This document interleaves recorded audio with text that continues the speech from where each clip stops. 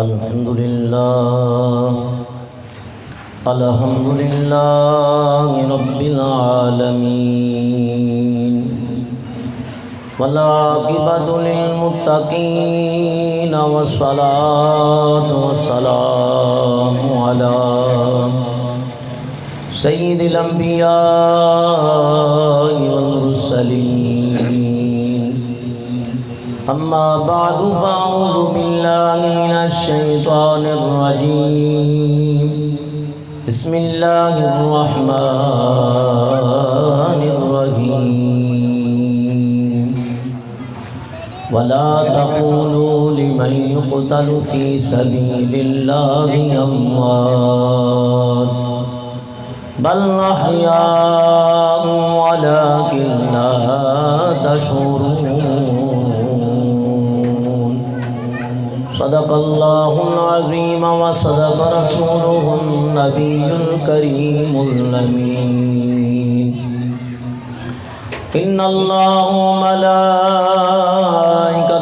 يصلون على النبي يا أيها الذين آمنوا صلوا عليه وسلموا تسليما درود پاک پڑھ لیجیے.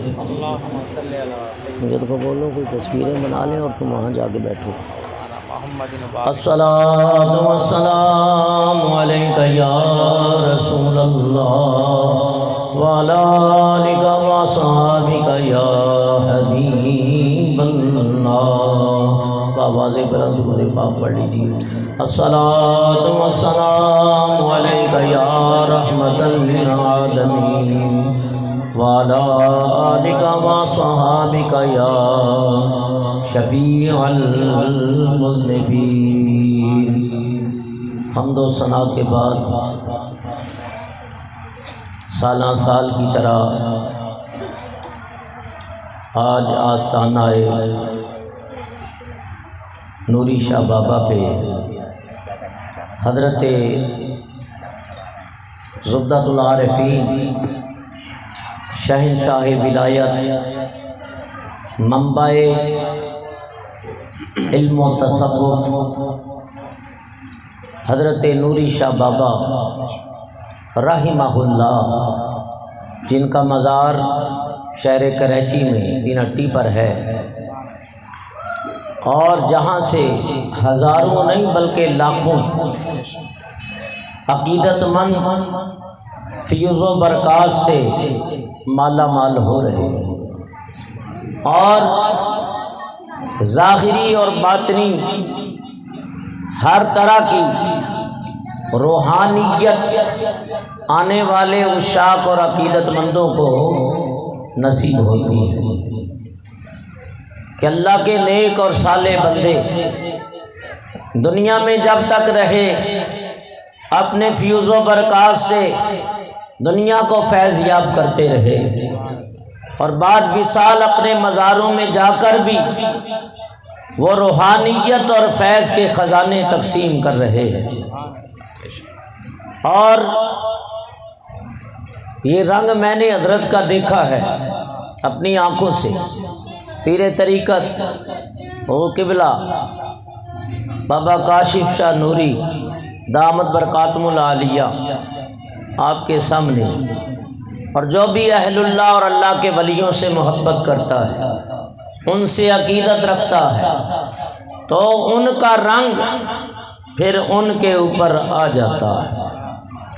اور دعا ہے اللہ تعالیٰ زندگی بھر اہل اللہ کے دامن سے ہمیں وابستگی عطا فرمائے. شروع میں ابتدائی چند باتیں میں شان اولیاء کے اندر وہ پہ شہادتیں بیان کرنی ہے. اللہ حضرت کو صحت و تندرستی عطا فرمائے. اللہ تعالیٰ نے قرآن کریم کے اندر کئی مقامات کے اوپر اولیاء کا تعارف فرمایا. اللہ ارشاد فرماتا ہے الا ان اولیاء اللہ لا خوف علیہم ولا هم يحزنون.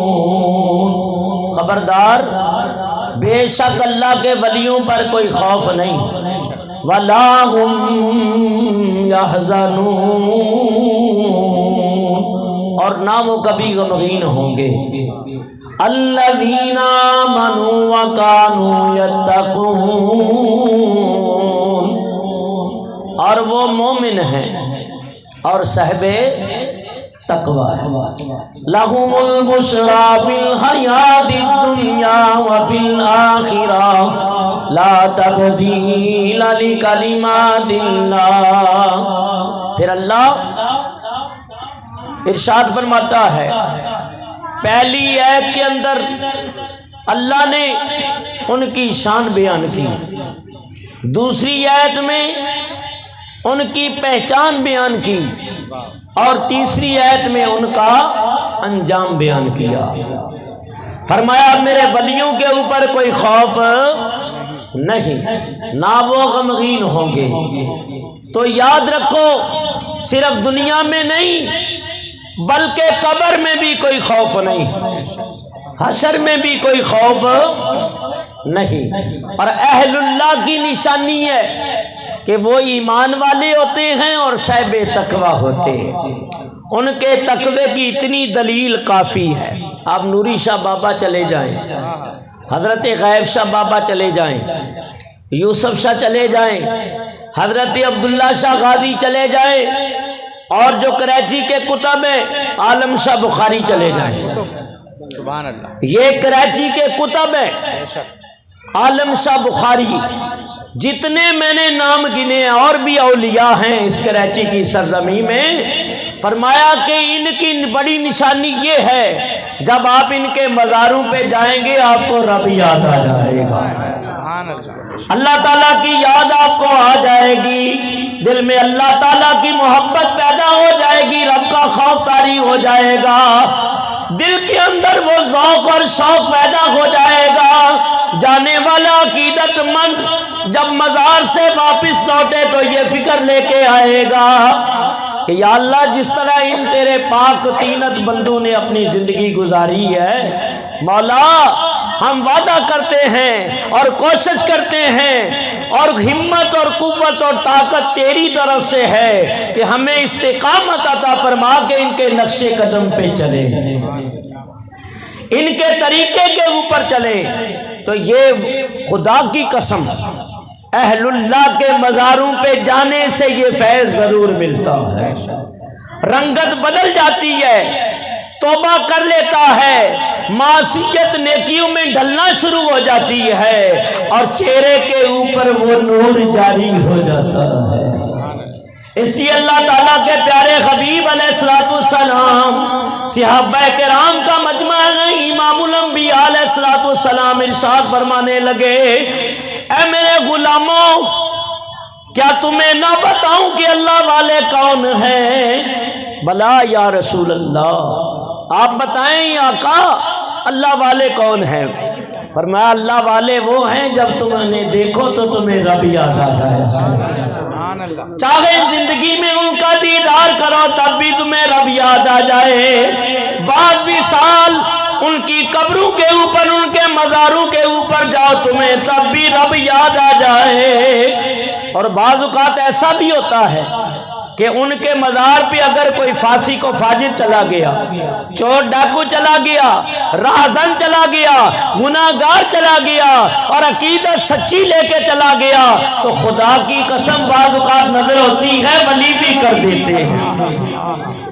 بعض اوقات یہ کیفیت تاریخ ہو جاتی ہے اللہ تعالیٰ کے ولیوں کے مزار کے اوپر جانے سے، دل کی دنیا بدل جاتی ہے، کیفیتیں بدل جاتی ہیں۔ حضرت خواجہ خواجگاں کی بارگاہ میں جانے والے ولی بن گئے، داتا علی حجویری کی بارگاہ میں جانے والے ولی بن گئے، میرے گنجے شکر کی بارگاہ میں جانے والے ولی بن گئے، اور غوث پاک کے حجرے میں جانے والا اللہ اللہ۔ فرمایا نیت لے کے گیا چوری کی، لیکن جب آیا تو ولی بن گیا، ابدال بن گیا کہ عجب شان تیری یا غوث جلی ہے، عجب شان تیری یا غوث جلی ہے کہ تیری نظر سے چور بنتا ولی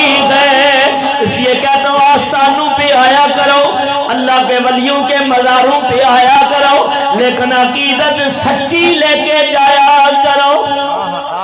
عقیدت یہ لے کے جاؤ کہ ہم جا رہے ہیں ہمیں فیض ملے گا اور خدا کی قسم فیض ملے گا. تو اللہ فرماتے ہیں الذین آمنوا وکانوا یتقون کہ میرے ولیوں کی نشانی یہ ہے وہ صاحب ایمان بھی ہیں, وہ مومن بھی ہیں اور وہ متقی اور پرہیزگار بھی ہیں. اور ایک بات اور, ان نیکوں کے ساتھ لگ کے بندہ متقی بھی بن جاتا ہے, پرہیزگار بھی بن جاتا ہے, اور سب سے بڑی بات کہ ایمان کی دولت بھی محفوظ ہو جاتی ہے.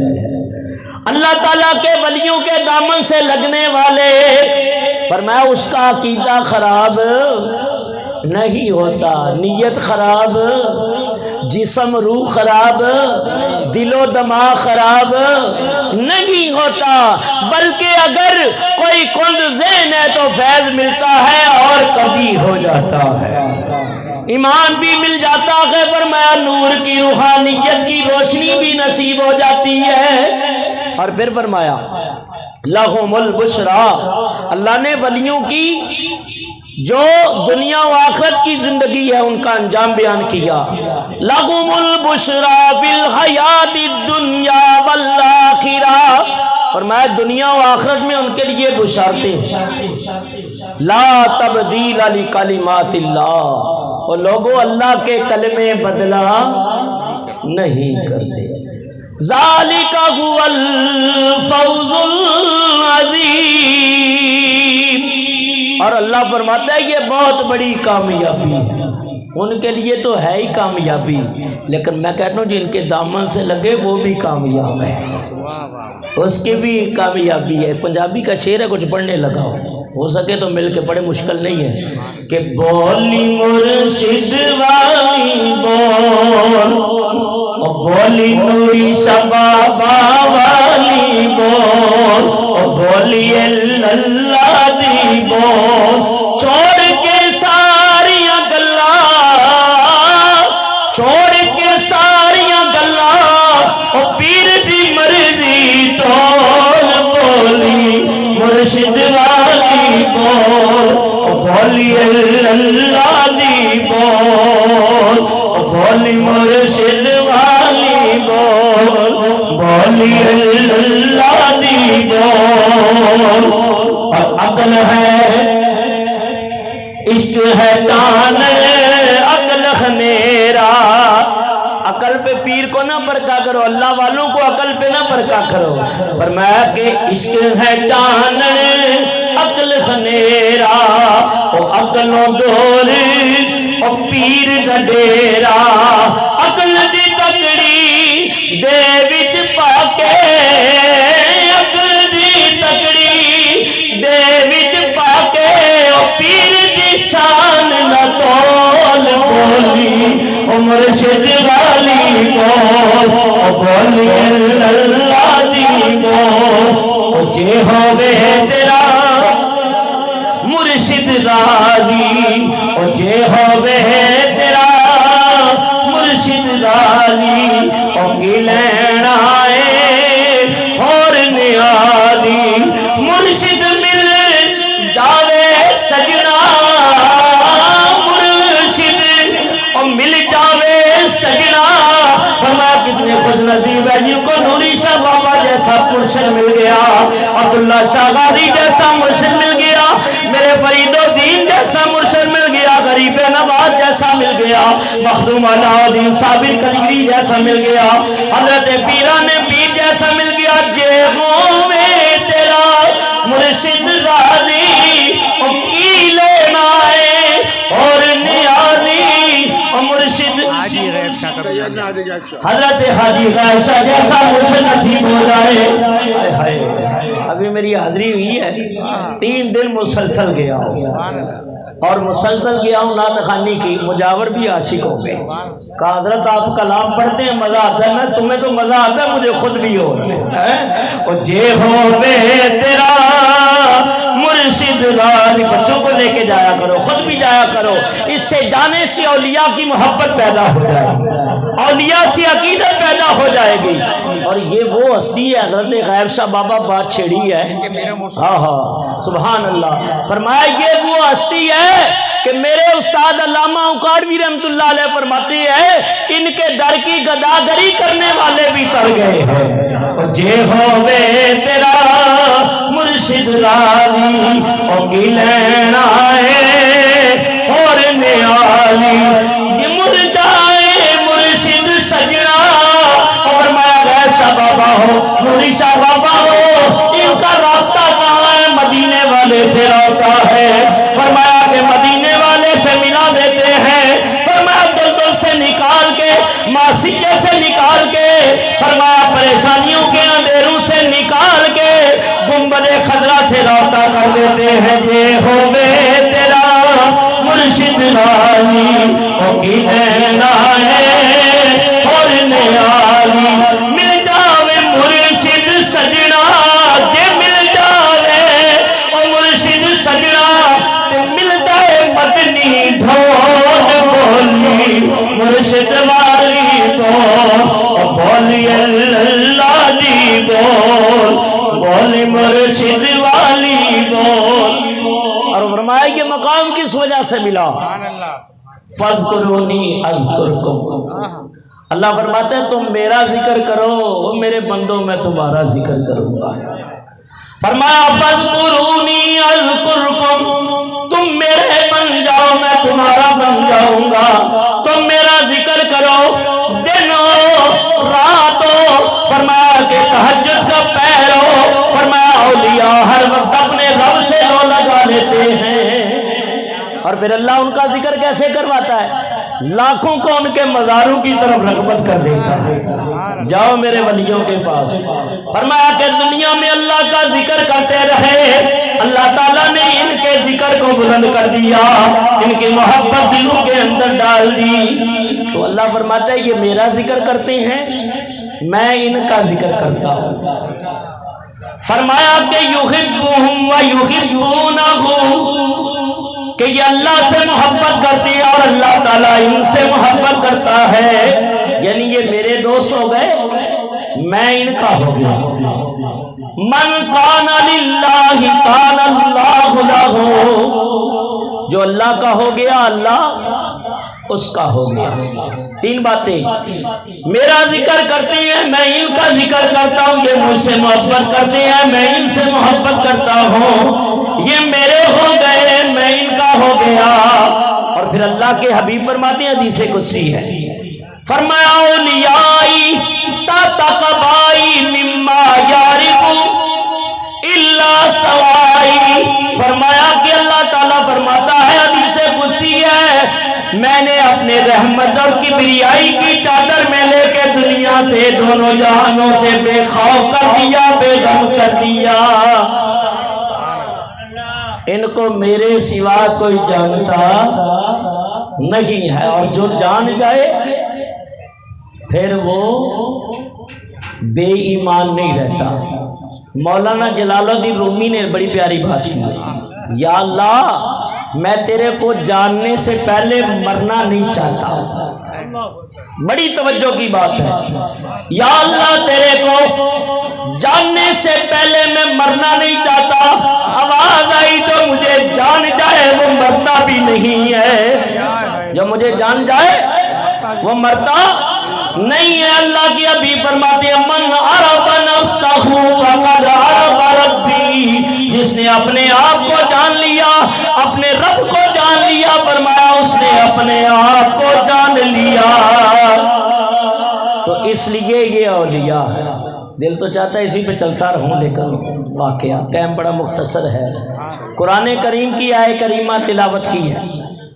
اس آستانے سے وابستہ رہو آتے جاتے رہا کرو اور دنیا کا روحانی فیض بھی ملے گا. علم کی دولت بھی مل رہی ہے کہ نہیں؟ قرآن و حدیث علماء کے ذریعے مل رہا ہے کہ نہیں؟ اور میں کہتا ہوں ایسے پیر ہونے چاہیے ایسے اللہ کے نیک بندے ہونے چاہیے کہ جن کے آستانوں سے قرآن کی آواز بھی آئے حدیث کی آواز بھی آئے نبی پاک کی نعت خوانی کی آواز بھی آئے تصوف و روحانیت کا علم بھی ملے اولیاء کی شانیں بھی ملیں اور جس سے اولیاء کا پیار بھی ملے. سبحان اللہ. اللہ آباد رکھے ایک آستانے کو. قرآن کریم کی آیت کریمہ پڑھی ہے. اللہ تعالیٰ ارشاد فرماتا ہے وَلَا تَقُولُوا لِمَن يُقْتَلُ فِي سَبِيلِ اللَّهِ أَمْوَاتٌ. جو لوگ بھی اللہ تعالیٰ کی راہ میں قتل ہو جاتے ہیں، مار دیے جاتے ہیں، انہیں مردہ مت کہو. بَلْ أَحْيَاءٌ وَلَٰكِن لَّا تَشْعُرُونَ. بلکہ وہ زندہ ہیں اور تم ان کی زندگی کا شعور نہیں رکھتے.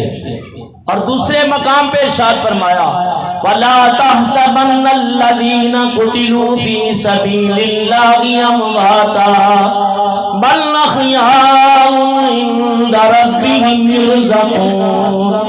جو اللہ کی راہ میں قتل ہو جاتے ہیں انہیں مردہ گمان بھی نہ کرو، بلکہ وہ زندہ ہے اور اللہ کے ہاں رزق دیے جاتے ہیں. تو شہادت پانے والا شہید جیسے کہ میدان کارساز میں اپنی جان کو اللہ کی راہ میں قربان کرتا ہے اور جیسے کہ یہ جام شہادت نوش کرتا ہے، توجہ کرو، اس کے خون کا قطرہ زمین پہ ابھی گرنے نہیں پاتا کہ اللہ اس کی بخشش کر دیتا. شہادت آخری منزل گئی انسانی سعادت کی. شہادت آخری منزل گئی انسانی سعادت کی.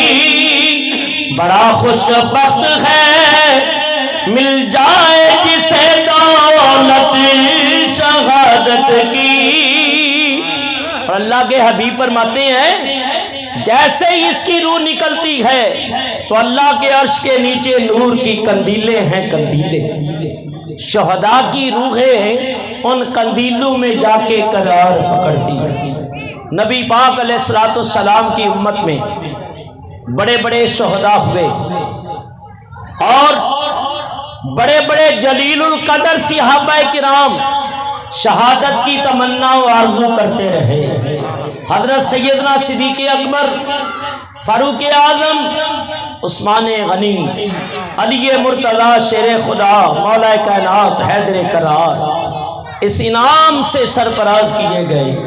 اس طرح جنگ بدر کے اندر، احد کے اندر، خیبر کے اندر، غزوات و سرایا کے اندر بہت سارے شہداء ہوئے، لیکن امام علی مقام کی شہادت وہ عجیب و غریب قسم کی شہادت ہے کہ اولین اور آخرین میں اس کی مثال نہیں ملتی. امام حسن کے حصے میں شہادت سری کا فیض آیا اور امام حسین کے حصے میں شہادت جہری کا فیض آیا. امام حسن کی ذات مظہر کمال مصطفیٰ ہے اور جس طرح امام حسن کی ذات مظہر کمال مصطفیٰ ہے اس طرح امام حسین کی ذات مظہر جمال مصطفیٰ ہے. اور یہ فیض ہے جناب محمد مصطفیٰ احمد مجتبیٰ صلی اللہ تعالی علیہ وسلم کا. نبی کریم کا فیض ظاہر ہوا ہے امام حسن سے اور امام حسین سے. نبی پاک علیہ الصلوۃ والسلام کا یہ نواسا، یہ شہزادہ جس نے حاکم مدینہ کے سامنے جب بیعت طلب کی گئی تو آپ نے کہا کہ تو جانتا ہے میں کون ہوں؟ میں علی مرتضیٰ کا بیٹا ہوں، میں محمد مصطفیٰ حبیب کبریا صلی اللہ تعالی علیہ وسلم کا نواسا ہوں، اور میرا باپ وہ ہے جس نے جب بھی بیعت کی ہے صدیق اکبر کی ہے، فاروق اعظم کی ہے، عثمان غنی کی ہے. ہاں اگر ان جیسا کوئی ہوتا تو حسین بھی بیعت کر لیتا. اور یاد رکھو یزید اس لائق اور قابل اور مہذب نہیں کہ میرے جیسا امام اس کی بیعت کرے. آپ نے انکار کر دیا اور یہی مردان حق کی شان ہوتی. اگر آپ بیعت کر لیتے تو شاید جان بچ جاتی، خاندان بچ جاتا اور دنیا کا مال بھی قدموں میں ڈھیر ہو جاتا. لیکن یاد رکھو اسلام کا نظام درم برم ہو جاتا. اگر آپ بیعت کر لیتے تو قیامت تک ہر ایک کے لیے امام علی مقام کی بیعت حجت بن جاتی کہ امام جیسا شخص جب بیعت کر سکتا ہے فاسق کو فاجر کی تو گویا جائز ہے. آپ نے انکار کر دیا اور ثابت کر دیا. مردان حق کی یہ شان ہوا کرتی ہے، وہ باطل کے سامنے ڈٹ جاتے ہیں. آپ نے اپنے عمل سے اپنی بلندی کردار کا ثبوت پیش کیا اور لوگوں پہ واضح کر دیا کہ حسین ہزاروں تکلیفیں برداشت کر سکتا ہے، یہاں تک کہ اپنی آنکھوں کے سامنے اپنے بھرے ہوئے خاندان کو اللہ کی راہ میں قربان کر سکتا ہے، اپنے خاندان اور بیٹوں کو قربان کر سکتا ہے، یہاں تک کہ اپنی جان اللہ تعالیٰ کی راہ میں قربان کر سکتا ہے. لیکن نانا کے دین کا نقشہ بگڑتے نہیں دیکھ سکتا. آپ نے اپنے عمل سے اپنی بلندی کردار کا ثبوت پیش کیا. واقعہ بڑا طویل ہے، مختصر کرتے ہوئے یہاں تک کہ آپ نے مدینہ پاک کو چھوڑا، مکہ المکرمہ کو چھوڑا اور اپنے خاندان کے افراد کو لے کے 82 نفوس مقدسہ کے ساتھ آپ کوفہ کی طرف روانہ ہوئے. جب 2 منظر رہتا تھا کوفہ تو حر بن یزید ریاحی 1000 کے فوجی لشکر کے ساتھ آپ کے سامنے آیا. کہنے لگا امام میں آپ کو گرفتار کرتا ہوں. آپ نے فرمایا ہماری کوئی غلطی کوئی قصور؟ کہا جی آپ نے حکومت کے خلاف محاذ قائم کیا. امام علی مقام نے جتنے خطوط اور چٹھیاں لکھی تھیں سارے حر کے سامنے رکھ دیا اور کہا فرمانے لگے کہ دیکھو اہل کوفہ کے خطوط آئے ہیں کہ ہمارا کوئی امام نہیں ہے، ہم محبان علی ہیں، محب اہل بیت ہیں، ہم آپ کے بھائی حسن مجتبیٰ کے چاہنے والے ہیں، ہم علی مرتضیٰ کے عقیدت مند ہیں، ہم آپ کو امام برحق تسلیم کرتے ہیں کہ آپ تشریف لائیں اور اپنی صحبت سے ہمیں مشرف فرمائیں. اور نے جب دیکھا تو کہنے لگا امام اس وقت میں آپ کو جانے نہیں دے سکتا، دن بھر آپ مجھ سے ملتے رہیں، جب رات ہو جائے تو آپ یہاں سے چلے جائیں. بہت اچھا. لومیہ رات آ گئی، امام علی مقام کا قافلہ چلتا رہا. یہ موبائل بھائی بند کر دو محفل کے دوران میں. ساری رات یہ قافلہ چلتا رہا، ساری رات یہ سفر کرتے رہے. لیکن جیسے ہی صبح ہوئی تو یہ جس مقام سے چلے تھے اپنے آپ کو وہی مزید پایا. اور کہنے لگا آپ گئے نہیں؟ فرمایا ہم چلے تو گئے تھے لیکن جانے کے باوجود بھی جا سکے نہیں.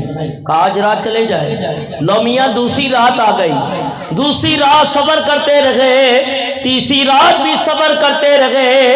3 راتیں صبر کرنے کے باوجود امام علی مقام اس میدان سے نہ نکل سکے. چوتھا دن ہو گیا، نماز فجر پڑھ لی گئی. ایک شخص جا رہا تھا، آپ نے فرمایا جانے والے راہگیر بتاؤ اس جگہ کا نام کیا ہے؟ وہ کہنے لگا صاحب اس کا نام ہے کربلا. لفظ کربلا کا سننا تھا. امام علی مقام فرمانے لگے سچ کہا تھا نانا جان نے، حسین کربلا میں شہید ہوگا. اور آپ نے خیمے لگانے کے لیے حکم دے دیا، لکڑیاں گاڑنے کے لیے کھڈے جو کھودے گئے تو وہاں سے تازہ خون نکلا. حضرت سیدہ زینب نے دیکھا تو کہنے لگی بھائی اس میدان سے نکلو.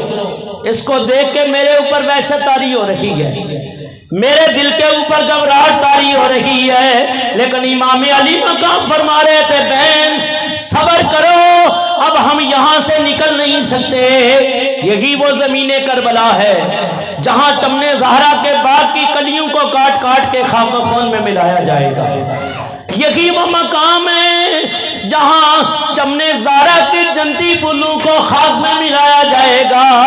یہی وہ مقام ہے جہاں ہم نے امتحان میں کامیابی حاصل کرنی ہے اور ثابت قدم رہتے ہوئے جامع شہادت نوش کرنا ہے اور آنے والی نسلوں کے لیے مشعل راہ بننا ہے. تو میاں دو محرم الحرام کو اترنے والا قافلہ اور ان کے مقابلے کے لیے 20 سے 22 ہزار کا لشکر آ گیا۔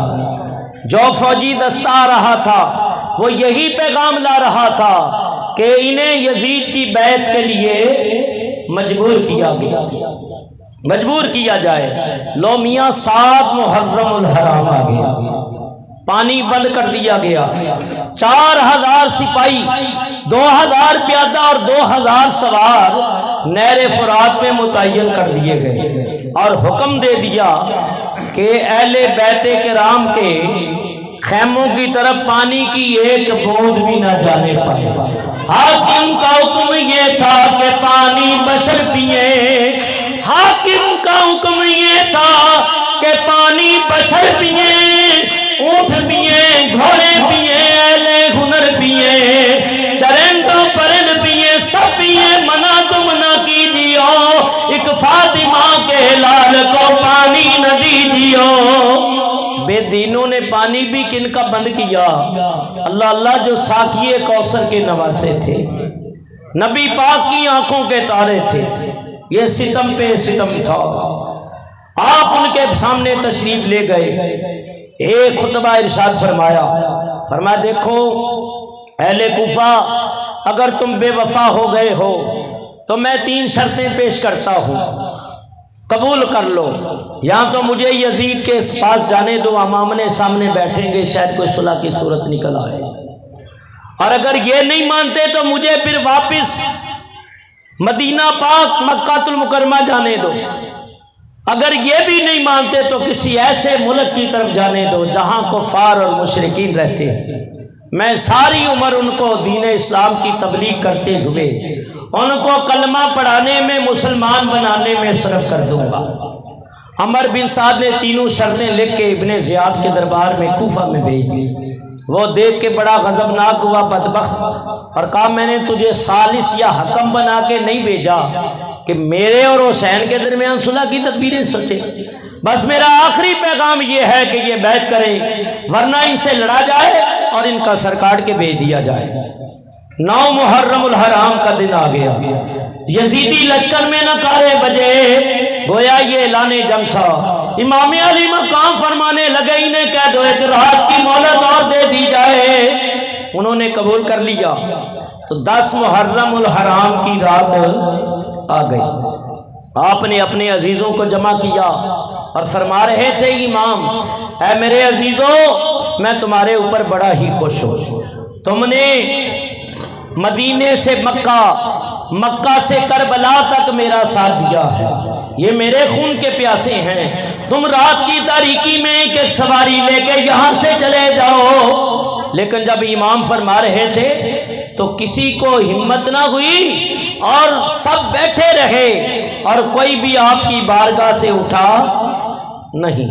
فرمایا سنو، دیکھو اگر حسین کے ساتھ رہنے کا ارادہ کر لیا ہے تو پھر صبر و تحمل کے پہاڑ بن جاؤ، صبر و تحمل کے ایسے پہاڑ بن جاؤ، ظلم و جفا کی آندیاں چلیں تو ظلم و جفا کی کوئی آندھی بھی تمہارے پاؤں کو متزلزل نہ کر سکے۔ ہمارا باطل سے مقابلہ ہے، یہ ہمارا امتحان ہے اور ہمیں ثابت قدمی دکھانی ہے، اور ثابت قدمی کے ساتھ ہم نے جام شہادت نوش کرنا ہے۔ تو آپ کی تقریر سے آپ کے سارے ساتھی شوق شہادت میں، ذوق شہادت سے سرشار ہو گئے، اور امام فرمانے لگے لو اپنے اپنے خیموں میں چلے جاؤ اور آرام کر لو۔ آپ کے ساتھی آپ کی بارگاہ سے اٹھے، آپ قرآن کریم کی تلاوت کرنے لگے۔